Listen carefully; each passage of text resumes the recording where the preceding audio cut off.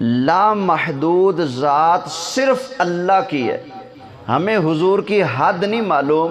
ہماری زندگی کی حد ہو جائے گی، ہماری گنتیوں کی حد ہو جائے گی، لیکن حضور کی شان کا جہاں آخری کنارہ ہے اس تک ہم پہنچ سکتے کہ اللہ تعالیٰ اپنی کسی شان کے اندر کبھی بھی کسی کا محتاج نہیں ہے، جبکہ نبی کریم علیہ السلام اپنی ہر شان کے اندر اللہ تعالیٰ کی رحمت کے محتاج ہیں. بخاری شریف کی حدیث سنیں کہ نبی کریم علیہ السلام کا اپنا عقیدہ ہے کہ نبی وہی ہوتا ہے جو غیب جانتا ہے، جو غیب نہیں جانتا وہ نبی نہیں ہو سکتا.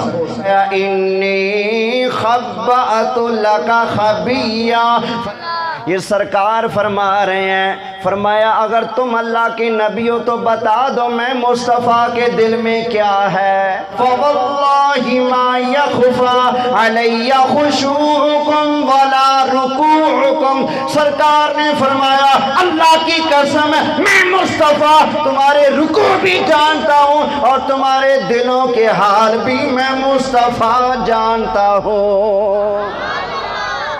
وہ متوقع کہتا کیف حاجی لا یرکع ولا یسجد قط.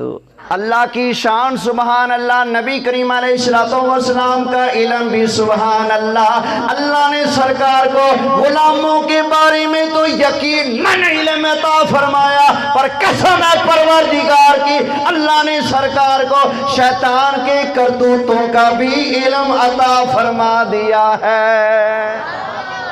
حتی اخذ سیف من سیوف اللہ،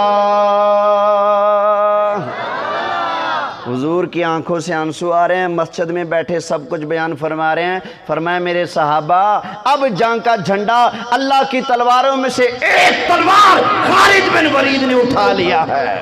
خیبر کا میدان آ گیا، یہ بھی بخاری شریف کی حدیث ہے. جس نبی کا لعاب، جس نبی کا تھوک مبارک مشکلیں ٹال دیتا ہے، وہ نبی کیوں نہیں مشکلیں ٹال سکتے؟